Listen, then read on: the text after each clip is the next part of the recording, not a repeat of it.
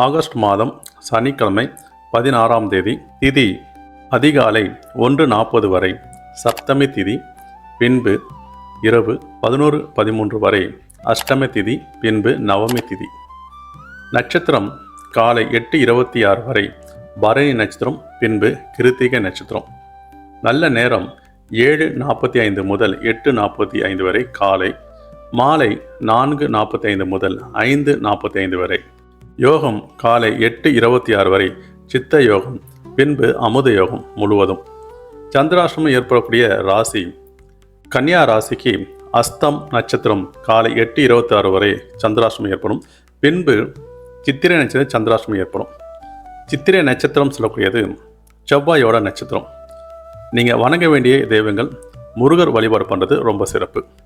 தவிர்க்க வேண்டிய கலர்கள் பச்சை நிற ஆடையை அணிவதை தவிர்ப்பது யோகம்.